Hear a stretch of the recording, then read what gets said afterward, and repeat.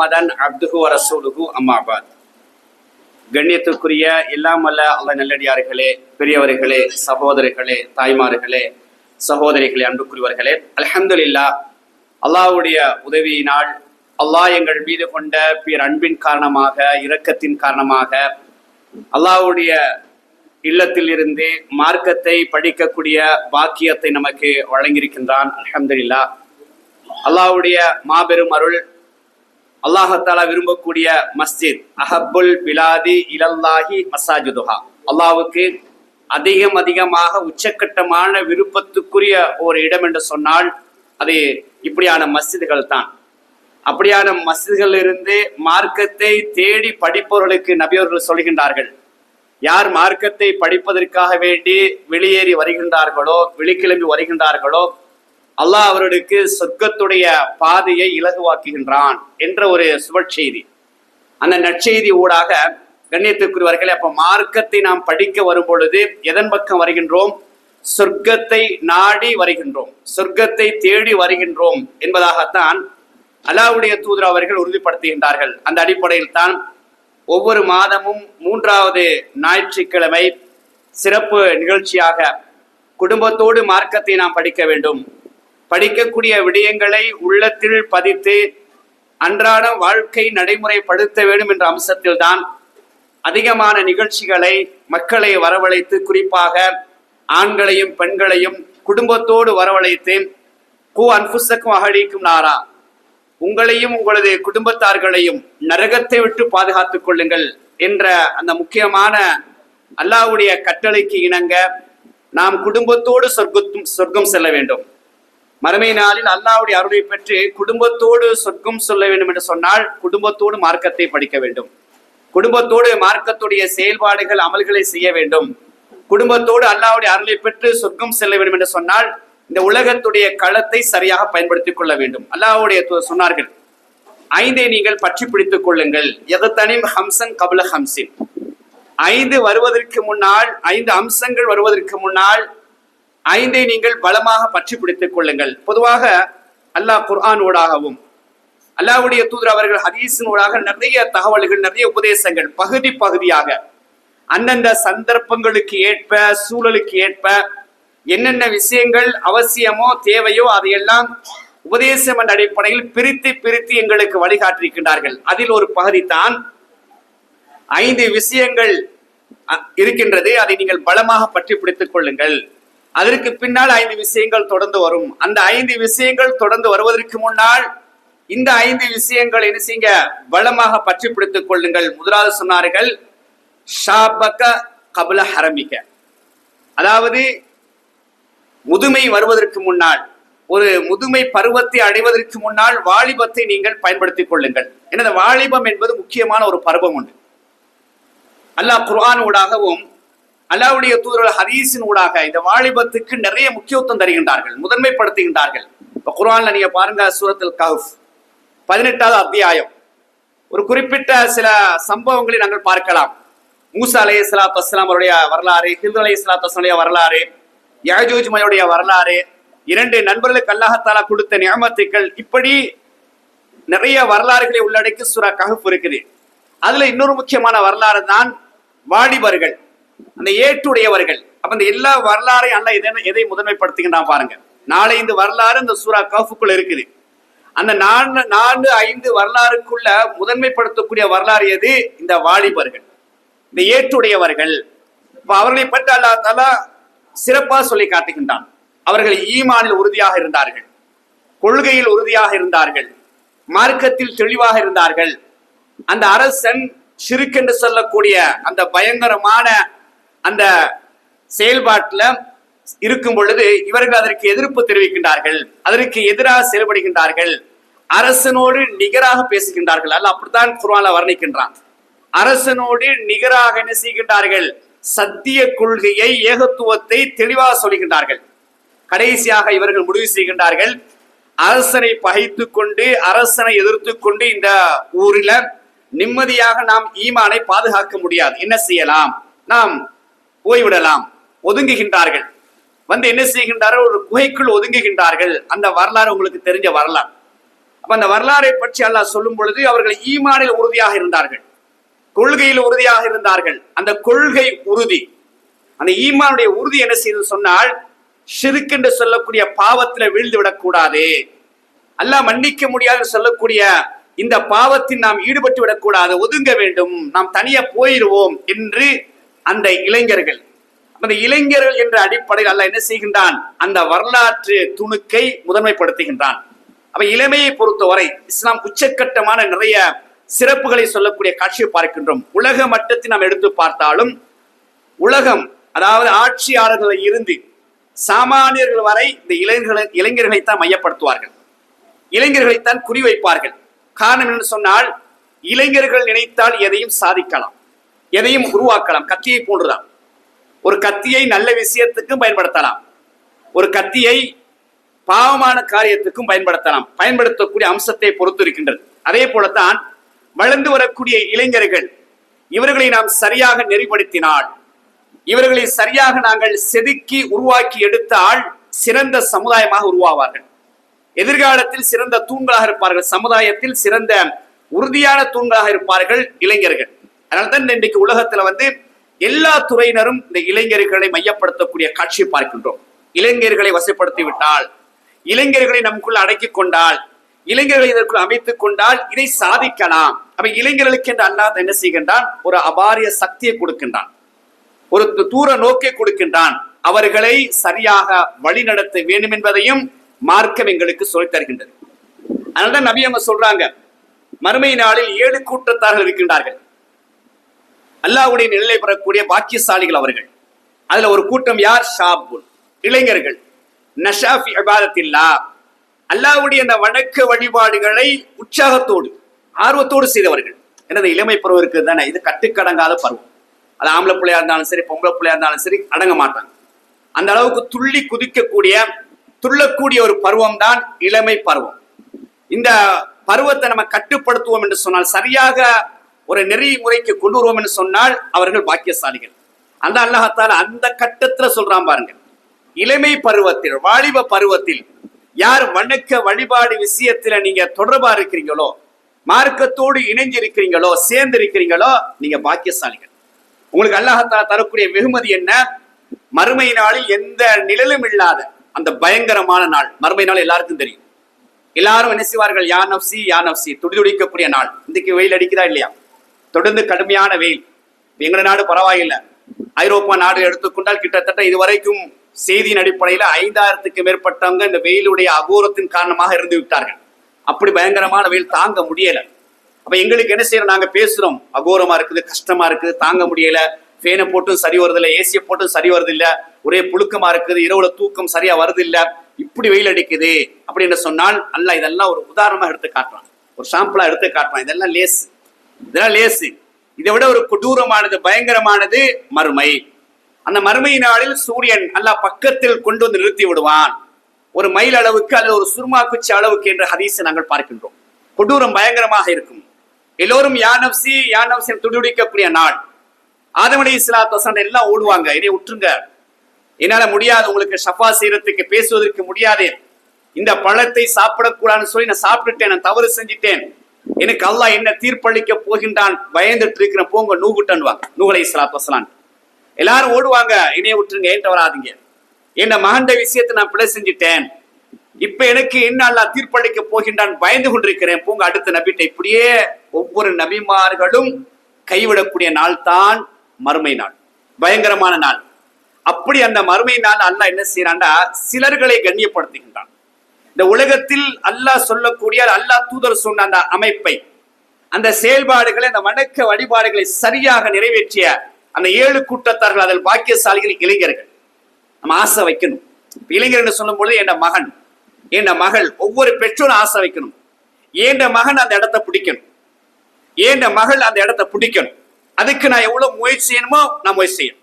இன்றைக்கு நாங்க பாக்குறோமா இல்லையா, 5ஆம் ஆண்டு ஸ்காலர்ஷிப் எக்ஸாம் வருது, எவ்வளவு செலவழிக்கிறோம், எவ்வளவு ஓடுறோம், அந்த பிள்ளைய நிம்மதியை தூங்க விடுறோம் இல்ல, நிம்மதி என்ன செய்யறோம், அதாவது பின்னுக்கு ஏன்டா கூட புள்ளி எடுக்கணும், நிறைய மார்க்ஸ் எடுக்கணும், என்னோட மகளை அந்த நிறைய புள்ளிகள் எடுத்து ஒரு பேர் எடுத்து தரணும், ஒரு சந்தோஷம், கூடுதலா புள்ளி எடுத்துச்சுன்னா எனக்கு ஒரு சந்தோஷம், எத்தனை பெற்றோர்கள் அந்த பிள்ளைகளுக்கு, அந்த சிறிய பிள்ளைகளுக்கு பின்னால் விரட்டத்தான் வேண்டும்.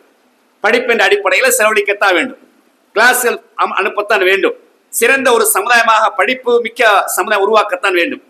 அதே போன்ற ஓஎல் வருது, ஏஎல் வருது, எவ்வளவு செலவழிக்கப்படுகின்றது, எவ்வளவு வகுப்புகள், ஏன் கூடுதலான மார்க்ஸ் எடுக்கணும், கூடுதலான புள்ளி எடுக்கணும், சிறந்த பெருபெற்று எடுத்து தரணும், எனக்கும் சந்தோஷம், பாடசாலைக்கும் சந்தோஷம் என்ற அடிப்படையில பாடசாலை மட்டத்தில் இருந்து, பெற்றோர்கள் இருந்து, சூழ இருக்கக்கூடிய அனைவரும் என்ன செய்யறாங்க, அவர்களை உற்சாகப்படுத்தக்கூடிய காட்சியை பார்க்கிறோம். அதெல்லாம் உலக நடைமுறை. ஓகே.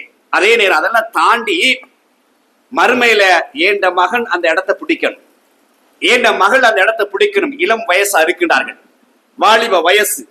இந்த வயசு என்ன செய்யணும், மார்க்கத்திற்காக வேண்டி நான் வழிகாட்ட வேண்டும், நான் நிழலாக இருக்க வேண்டும், அவளுக்கு நான் அனுசரணையாக இருக்க வேண்டும், அரவணைப்பாக இருக்க வேண்டும். அழகான முறையில வழிகாட்டி அந்த இடத்தை என் மகனுக்கு கிடைக்கும், என் மகளுக்கு கிடைக்கும் என்று சொல்லி ஒவ்வொரு பெற்றோர்களும் தாயும் தந்தையும் அதற்கு கூடுதலான கரிசனை காட்டினால், அதற்கு முயற்சி செய்தால் நிச்சயம் அவர்கள் பாக்கியசாலிகள். பொதுவாக இஸ்லாத்தை பொறுத்தவரை ஒரு எல்லையை போடும், ஒரு எல்லையை நிர்ணயிச்சு, இது இந்த இடத்துக்கு நீங்க வந்துட்டீங்கன்னா அதுக்கு மேல நீங்க விட்டு போயிடுவாங்க. நிறைய விஷயத்தை பார்க்கணும். அதுல ஒன்று தான், யாருக்கு 2 பெண் பிள்ளைகள் இருந்து அந்த 2 பெண் பிள்ளைகளையும் பருவ வயது வருகின்ற வரை மார்க்கத்தின் விளிம்பில் அடிப்படையில் வளர்த்தெடுக்கின்றார்கள் அந்த பெற்றோர்கள் பாக்கியசாலிகள், அவளுக்கு சொர்க்கம். பாருங்க, அந்த வாலிப வயசு அப்படி கொண்டு வராங்க சுற்றுலாலேசல். அந்த குறிப்பிட்ட காலம் சின்ன பிள்ளையில இருந்து அந்த பருவத்திலிருந்து மார்க்கத்தை ஊட்டி வழங்க, கொடுத்து வாங்க.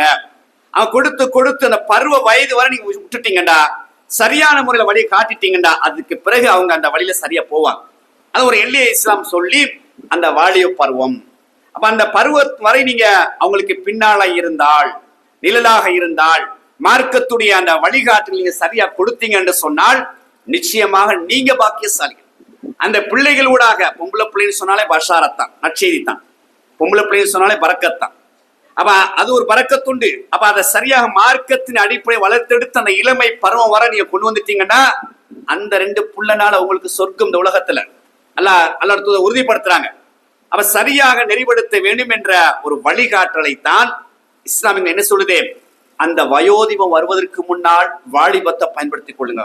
வயசானது பிறகு யோசிக்கிறது, அடே நான் என் இளமை இப்படி நாசமாக்கிட்டேனே, என் வாலிபத்தை இப்படியெல்லாம் நான் வீணடிச்சிட்டேனே, இப்படியெல்லாம் நான் தவறான வழிகளை பயன்படுத்திட்டேனே, அமல்கள்ல வீக்கா இருந்துட்டேனே, என்னை உம்மா வாப்பா எனக்கு சரியா வழிகாட்டலையே, இந்த மூலம் எனக்கு சரியா சொல்லித்தரலையே, என்னை பாதுகாவலர்கள் சரியா வழிகாட்டலையே. எப்ப யோசிப்பாங்க? பொதுவாக மனுஷன் அப்படித்தானே, எது நடந்து முடிந்தாலும் அதுக்கு பிறகு தான் உட்காந்து யோசிக்கிறது, அதுக்கு பிறகு கொஞ்சம் சிந்திக்கிறதுக்கு, நடந்ததுக்கு பிறகு இப்படி நடந்துருச்சு அப்படி நடந்துச்சேன்னு சொல்லி. அதனால இஸ்லாம் அடிக்கடி குர்ஆன் ஊடாக, அல்லாஹ்வுடைய தூதர் ஹதீஸின் மூலமாக நிறைய செய்திகளை ஆரம்பத்திலேயே சொல்லக்கூடிய செய்தியை பார்க்கிறோம். நிறைய சிறந்த துறை சார்ந்தவர்கள் எடுத்து காட்டிக்கொண்டே இருக்கின்றார்கள். உங்களுடைய சின்ன பருவத்திலிருந்து உங்களுடைய பிள்ளைகளை பாதுகாப்பாக வச்சுக்கொள்ளுங்க, நெறிப்படுத்தி வச்சுக்கொள்ளுங்க, சரியா வச்சுக்கொள்ளுங்க. நீங்க கடைசியில் உங்களுடைய பிள்ளைகள் உங்களுக்கு எதிராக மறுமையில அல்லாஹ்ட்ட சாட்சி சொல்லக்கூடிய நிலையில் இருக்கக்கூடாது என்ற செய்தியை பார்க்கணும்னு சொன்னால், இப்ப நபி அவங்க சொல்றாங்க 5 விஷயங்களை பற்றி பிடித்துக் கொள்ளுங்கள். முதலாவது இந்த வாலிப வயசு.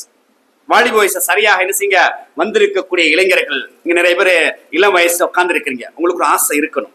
உம்மா வாப்பா, ஏனைய உஸ்தாத்மார்கள், ஏனைய பொறுப்புதார்கள் வழிகாட்டுவது ஒரு பகுதி. உங்களுக்கு ஒரு ஆசை இருக்கணும், நான் முன்னுக்கு போகணும், மார்க்கத்தோடு இருக்கணும், நான் தஹஜ்ஜத்துக்கு எழும்பணும், நான் சுபுவுக்கு எழும்பணும், பள்ளிக்கு போகணும், சுன்னத்தான தொழுகை நிறைவேற்றணும், துஹா தொழணும், ஏனைய நல்லறங்கள் விஷயம், உம்மா வாப்போட கண்ணியமா நடக்கணும், நல்ல முறையில பேசணும், எல்லாம் என்ன செய்யணும், நான் உருவாக்கணும். ஏன்னா அல்லாஹ் எனக்கு நிறைய அதாவது ஆளுமையை தந்திருக்கின்றான், திறமையை தந்திருக்கின்றான். இன்னைக்கு பாருங்க, இன்னைக்கு ஒரு போனை எடுத்துக்கொண்டாலும் கூட எங்களுக்கு தெரியாத சின்ன பிள்ளைகளுக்கு எல்லாம் தெரியும், இளமை வாலிப பிள்ளை எல்லாம் தெரியும். எங்களுக்கு ஏதாச்சும் நடந்துட்டா மகன்கிட்ட கொடுத்து செஞ்சுட்டாங்கன்னு சொல்றது. அந்த அளவுக்கு இளமை பருவத்துல ஆளுமைகள், திறமை எல்லாம் உங்களுக்கு நிறைய தந்திருக்கிறான். அந்த ஆளுமைகளை, திறமைகளை மஸ்ஜிதோடு நீங்க என்ன செய்யுங்க, தொடர்பை ஏற்படுத்திக் கொள்ளுங்க, மார்க்கத்தோடு நீங்க தொடர்பை ஏற்படுத்திக் கொள்ளுங்க. அந்த அமைப்பை நீங்க உருவாக்கின்னு சொன்னால் நிச்சயமாக நீங்க பாக்கியசாலிகள்.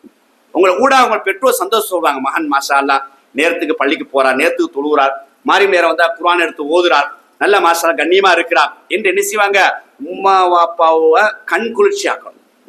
உம்மா வாப்பாவுடைய உங்களுடைய செயலூடாக அவர்களை சந்தோஷப்படுத்தணும், அவங்க நம்பிக்கை வரணும். மாஷா அல்லாஹ் நான் மௌத்தா போனாலும் என் மகன் நல்லா தொழுவார், நான் மௌத்தா போனாலும் என் மகள் குர்ஆனை ஓதுவாங்க, நான் மௌத்தா போனாலும் என் பிள்ளைகள் நல்ல கண்ணியமான பிள்ளைகளாக வாழ்வார்கள். நான் மௌத்தா போனாலும் என் பிள்ளைகள் எனக்காண்டி துவா கேட்பாங்க என்ற அந்த அமைப்பை நீங்க இந்த இடத்திலே காட்டணும். வாழும் பொழுதே பெற்றோருக்கு மத்திய என்ன செய்யணும், அப்படியே நீங்க நிகழ்த்தி காட்டீங்கன்னு சொன்னால் அவங்க அந்த கஷ்டப்பட்டதற்கு, உங்களை கஷ்டப்பட்டு உருவாக்குவதற்கு அது ஒரு அழகான முன்னுதாரணமாக இருக்கும். அப்ப இது முதலாவது.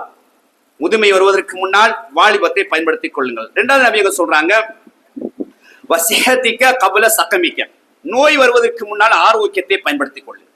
இந்த ஆரோக்கியம் என்பது முக்கியம். அந்த இளமையோடு சம்பந்தப்படுறது இந்த ஆரோக்கியம். ஆரோக்கியம் என்பது இந்த இளமை பருவத்துல தான் கூடுதலான ஆரோக்கியம் இருக்குது. இந்த ஆரோக்கியத்தை பற்றி நிறைய உபதேசங்கள் கேட்டுக்கொண்டே இருக்கிறீங்க. இந்த இஸ்லாம் சொல்லக்கூடிய ஆரோக்கியம், முதல் ஆரோக்கியம் என்ன? இரவை சரியா பயன்படுத்துறது. சுபாத்தா அல்லாஹ் குர்ஆன் சொல்லுது, இரவு என்பது ஓய்வெடுப்பதற்காக வேண்டி. இந்த ஆரோக்கியத்தால எல்லாம் வச்சுக்கிற இரவுக்குள்ளதான். நீங்க கவனிங்க, குர்ஆன்ல நிறைய வசனங்கள், நிறைய இடத்துல அல்லாஹ் பேசும் பொழுது இரவுக்குள்ளத்தான் ஆரோக்கியம் இருக்குது, இரவுக்குள்ளத்தான் சக்தி இருக்குது, இரவுக்குள்ளத்தான் ஞாபக சக்தி இருக்குது, இரவுக்குள்ளத்தான் அறிவு வளர்ச்சி இருக்குது. உலகம் சொல்றத அல்லாஹ் அன்றைக்கே குர்ஆன்ல சொல்லிட்டான், ஹதீஸ் ரசூலுல்லாஹ் சொல்லிட்டாங்க. அதனால தான் நிறைய செய்திகளை பார்க்கிறோம். அல்லாஹ்வுடைய தூதர் அவர்கள் மாரிபு தொழுதுட்டால் இரவு சாப்பாட்டை சாப்பிட்டுருவாங்க. இஷாவுக்கு பிறகு தேவைப்பட்டா பேசுவாங்க, இல்லாட்டி தூங்கிடுவாங்க. அவங்களுடைய பிரதான சாப்பாடு ஈச்சம்பழம் தான். இப்ப நாங்க என்ன செய்யலாம், குறைஞ்சது இஷா தொழுதோட சாப்பிட்டுட்டு கொஞ்சம் நேரத்துல தூங்கக்கூடிய அமைப்பு உருவாக்கணும். இன்னைக்கு நீங்க பாருங்க, கொழுமணி எடுத்து பாருங்க, 12 மணி 1 மணி 2 மணி எல்லாம் ரோட்ல தான் போறது, ரோட்ல தான் சாப்பாடு, ரோட்ல தான் தூக்கம். ஜாமத்துக்கு வீட்டு வந்து கதவை தட்டுறது, அல்லது உமா அப்பாவுக்கு தெரியும் வீட்டை கதவை திறந்தே வச்சிருப்போம், எத்தனை மணிக்கு தான் வருவான், 12 மணிக்கு தான் வருவான், 1 மணிக்கு தான் வருவான், வந்து தூங்கினா அவ்வளவுதான் 6 மணி 7 மணிக்கு தான் எழும்புது. நல்லா நீங்க யோசிச்சு பாருங்க. இருக்கக்கூடிய சிறுவர்கள், வளர்ந்து வரக்கூடிய இளைஞர்கள், ஆண்களாக இருந்தால் பெண்களாக சரி, யோசிக்கணும். இந்த இரவுக்குள்ளத்தான் எல்லாத்தையும் வச்சுக்கிறான். இரவு அல்ல ஏன் படைச்சிக்கிறான்? இரவு எதற்காக வேண்டிய ஒரு அத்தாட்சி நல்லா சொல்றான். சுபாத்தா என்று சொல்றான், ஓய்வெடுப்பதற்காக வேண்டிய நிம்மதி எல்லாம் அங்க வச்சிருக்கிறான் அப்படின்னு சொன்னால், அந்த இரவை இந்த வளர்ந்து வரக்கூடிய குறிப்பாய் இளைஞர்கள் மட்டுமல்ல எல்லோரும் சரியா பயன்படுத்தினால் அந்த இரவின் ஊடாக எங்களுக்கு ஒரு பலமான ஒரு ஆரோக்கியம் கிடைக்கும், ஒரு சக்தி கிடைக்கும். அதை நம்ம உருவாக்கிக்கொள்ளணும். போனை நீங்க நல்லா பாருங்க, பார்க்கணும்னு சொல்ல வரல, இரவு நேரத்துல பார்க்காது. இரவுல எந்த அளவுக்கு தவிர்த்து கொள்ள முடியுமோ அந்த அளவுக்கு நீங்க தவிர்த்து கொள்ளுங்க. முக்கியமான ஒரு பயான் நிகழ்ச்சி, முக்கியமான ஒரு செய்தியை பார்க்கணும், அது வேறு விஷயம். அப்படியே ஒவ்வொரு நாளும் 11 மணி 12 மணி 1 மணின்னு சொன்னா நீங்க எவ்வளவு அநியாயம் செய்யுங்க உங்களோட உடம்புக்கு. என்ன கண்ணுக்கு நான் எவ்வளவு அநியாயம் செய்யறேன், அல்ல கேட்பானா இல்லையா? என்ன உடம்புக்கு இவ்வளவு அநியாயம் செய்யணும், அல்ல கேட்பானா இல்லையா? இது யாருடைய உடம்பு, யாருடைய கண்ணு? இது அல்லாவுடையது, அல்லாவுடைய அமானிதம். ஏண்ட இல்ல, ஏண்ட சொத்து இல்ல, இது அமானிதம். பல்ல அமானியத்துக்கு மறுபடியும் விசாரிப்பானா இல்லையா? அதுக்கு நாங்க எவ்வளவு செலவழிக்கணும்? போனுக்கு நீ எப்படி சம்பாதித்தாய், எப்படி செலவழித்தாய், நல்ல விஷயத்தை செலவழித்தியா? ஒவ்வொரு சதத்துக்கு நான் பதில் சொல்லணும். வந்திருக்கக்கூடிய சகோதரர்கள், இளைஞர்கள் எல்லாரும் தான். இளமையை நான் முக்கியத்துவப்படுத்துவது இந்த ஆரோக்கியம் கூடுதலாக இருப்பது என்பதற்காக வேண்டி பெரியவங்களும் தான். அப்ப இரவுல எங்களுக்கு ஒரு கட்டுப்பாடு ஒன்று இருக்கணும். ரொம்ப குறைஞ்ச 10 மணிக்கெல்லாம் நாங்க படுத்தணும், அதுக்கு மேல முடிச்சது கூடாது. தஹஜ்ஜுதுக்கு எழும்பணும், தஹஜ்ஜுதுக்கு எழுப்பி தொழணும், ஃபஜ்ருக்கு நம்ம என்ன செய்யணும், எழும்பணும், ஃபஜ்ருக்கு எழுப்பி தொழணும் என்ற ஒரு சூழல் உருவாக்கி ரசூலுல்லாஹ் வந்து எங்களுக்கு துஆ கேட்கிறாங்க. அல்லாஹும்ம பாரிக் லி உம்மதி ஃபி புகுரிஹா, யா அல்லாஹ் அதிகாலை நேரத்தில் இந்த சமுதாயத்துக்கு பரக்கத் செய்வாயாக. நபியுடைய துஆ அன்றைக்கே கேட்டு போயிட்டாங்க. அப்ப இந்த துஆ எங்களுக்கு தேவையே இல்லையா? அன்றைய நாள் பரக்கத்தாக இருக்கணும்னு சொன்னா உன்னுடைய தஹஜ்ஜுதுக்கு எழும்பிடணும். குறைஞ்சது அது மிஸ் ஆனாலும் கூட ஃபஜ்ருக்கு எழும்பிடணும். அதுக்கு பின்னால தூங்கி எழும்புன்னு சொன்னால் பரக்கத் இல்லை. பரக்கத் இல்லாத நாள், செலிசிலிப்பு இருக்காது, எங்க முகத்துல ஒரு செலிசிலிப்பு இருக்காது, வாழ்க்கையில செலிசிலிப்பு இருக்காது, தொழில் ஒரு பரக்கத்து இருக்காது. பரக்கத்தை அப்படி நான் நாசமாக்கிட்டோம். அப்ப நாங்க இரவுல தூங்கும் போதே நிறைய அமல்களோட தூங்குறோம். இந்த ஹதீஸையும் அப்படியே கண்டுக்கு கொண்டு வரணும். ரசூலுல்லாஹ் சொன்னாங்க, அதிகாலை நேரத்தில் இந்த உம்மத்துக்கு பரக்கத் செய்வாயாக. அதிகாலை எழும்பணும், ஃபஜ்ருக்கு தஹஜ்ஜுதுக்கு எழும்பணும், மிஸ் ஆனா ஃபஜ்ருக்கு எழும்பணும். அந்த பரக்கத்தை விட்டுறக்கூடாதுன்னு சொல்லி டெய்லி என்ன செய்யுங்க, படுக்கும் போது அந்த ஒழுங்குமுறையோட இதை சேர்த்து நினைச்சுக்கிட்டு என்ன செய்யுங்க, தூங்கி எழுப்பக்கூடிய அமைப்பை அமைச்சு கொள்ளுங்க.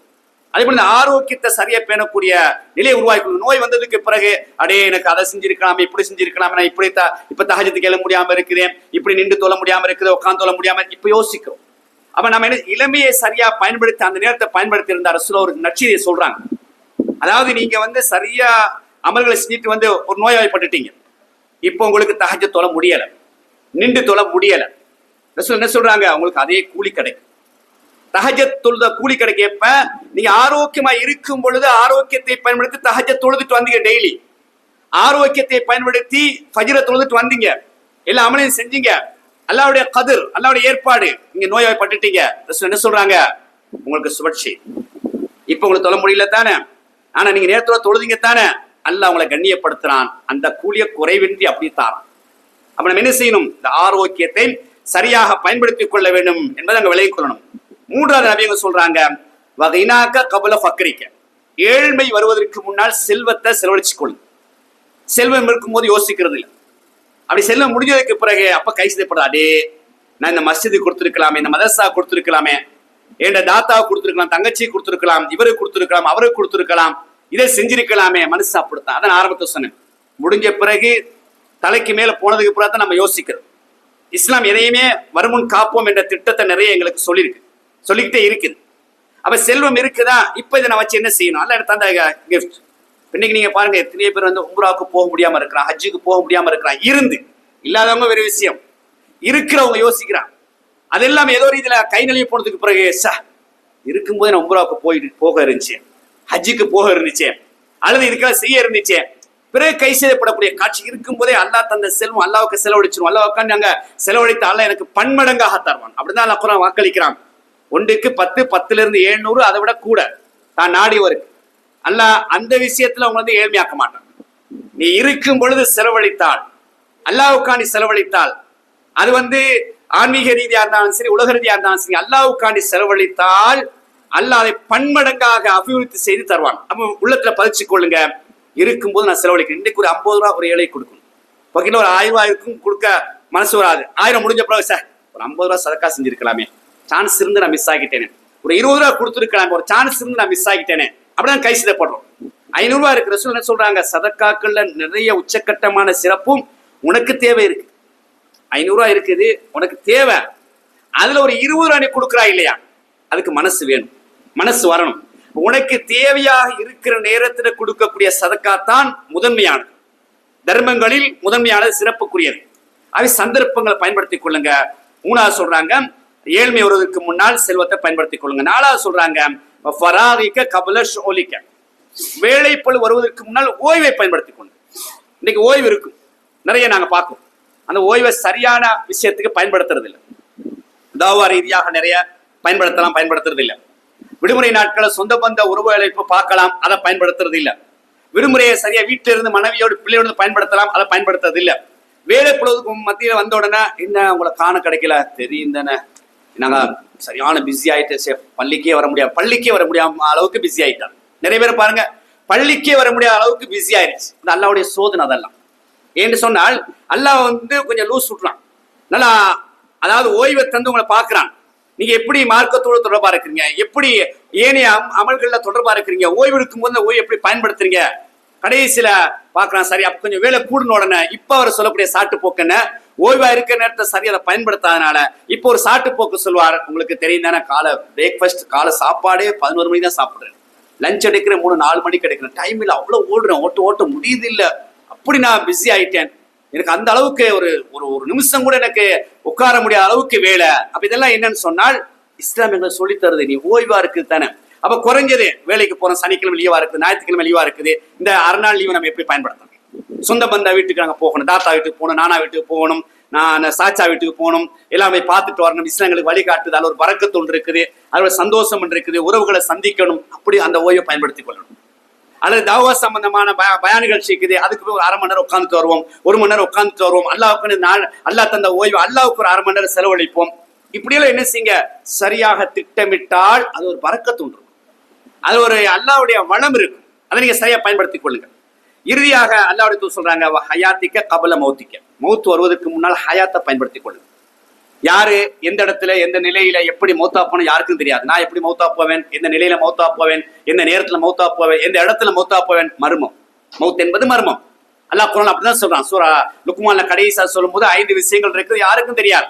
அதுல ஒன்று தான் ஒரு அடியான் எந்த இடத்துல மௌத்தா போவான்னு சொல்லி. இன்னைக்கு நாங்க பாக்குறோமா இல்லையா? இன்னைக்கு நாங்களே ஆச்சரியப்படுறோம், என்னடா எல்லாம் இளம் வயசுல நிறைய மௌத்தா போறாங்க.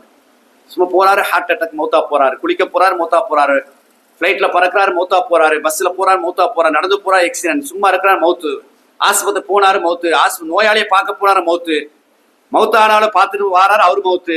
நிறைய நாங்க பாக்குறோமா இல்லையா? ஆச்சரியப்படுகின்றோம், என்னடா இவர் மௌத்தா போயிட்டாரா, ஆச்சரியப்படுறோமா இல்லையா? இப்படித்தான் நான் மௌத்தா போனாலும் நீங்க மௌத்தா போனாலும் இப்படிதான் மக்கள் பேசுவாங்க. அப்ப இந்த மரணம் வருவதற்கு முன்னால் அதற்கு அடுத்த ஒரு வாழ்க்கை இருக்குது, அதுக்கு என்ன நான் செய்யணும், அதை சொல்றாங்க. அந்த ஹயாத்தை நீங்க சரியா பயன்படுத்தி கொள்ளுங்க. மௌத்து திடீர்னு வந்துடும். அதுக்கு பிறகு நீ ஒன்றும் செய்ய யாரெல்லாம் கெஞ்சி நல்லா குரான்ல சொல்றானா இல்லையா?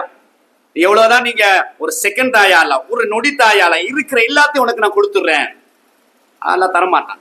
அந்த சந்தர்ப்பத்திலே நீ அதை வீணாக்கிட்டா, சரியா பயன்படுத்தல, இதுக்கு மேல தரப்பட மாட்டாது என்று அல்லாஹ் என்ன செய்யறான்? ரூஹ் எடுக்கக்கூடிய காட்சியை பார்க்கணும்னு சொன்னால் அந்தந்த நேரத்துல அந்தந்த அமல்களை சரியா உரிய நேரத்துல செய்யக்கூடிய அமைப்பை ஏற்படுத்திக் கொள்ளுங்க. வாய்ப்புகள் சந்தர்ப்பங்களை சரியா பயன்படுத்திக் கொள்ளுங்க. மிஸ் ஆச்சுன்னா வராது. வெள்ளிக்கிழமையா, இன்றைக்கு வெள்ளிக்கிழமை, அடுத்த வெள்ளிக்கிழமை நான் உயிரோட இருப்பேனா என்ன தெரியாது. வெள்ளிக்கிழமை என்னென்ன சிறப்பு இருக்குது, என்ன நன்மை இருக்குது, அந்த பள்ளியோட என்ன தொடர்பு இருக்கணும், இந்த நேரத்துக்கு பள்ளிக்கு போகணும், இஸ்லாம் சொல்லுது, அதுக்கு நான் என்னை அர்ப்பணிக்கணும், என்ன தியாகம் செய்யணும் என்ற அப்படி ஒவ்வொன்றையும் அந்தந்த நேரத்தில் நம்ம சரியாக பயன்படுத்தினால், நடைமுறைப்படுத்தினால் அவர்கள் அந்த வாழ்க்கையை சரியாக நடைமுறைப்படுத்திய வாக்கியசாலியாக மாறிவிடுவார்கள். எனவே இந்த 5 விஷயங்கள் நிறைய சொல்லியிருக்கிறாங்க, ஒவ்வொரு பகுதியா சொல்லியிருக்கிறாங்க. அதுல ஒன்றுதான் இந்த 5. இந்த 5ஐ நாங்கள் சரியாக நடைமுறைப்படுத்தினால் அவர்கள் பாக்கியசாலிகள் என்பதை வந்திருக்கக்கூடிய பெரியவர்கள், தாய்மார்கள், சகோதரிகள், வளர்ந்து வரக்கூடிய இளைஞர்கள் இந்த உள்ளத்தில் ஆழமாக பதிச்சு என்ன செய்யுங்க, என்ற வாழ்க்கையில் ஒரு திருப்பு முனையை ஏற்படுத்தும்.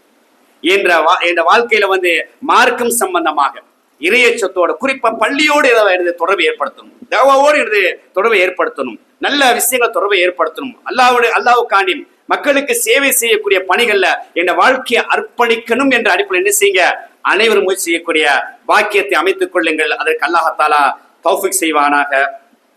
அடுத்ததாக முக்கியமான ஒரு சிறப்பு உரை, அல் குர்ஆன் வியந்து பேசும் மனித உணர்வுகள் என்ற ஒரு அழகான ஒரு தலைப்பு.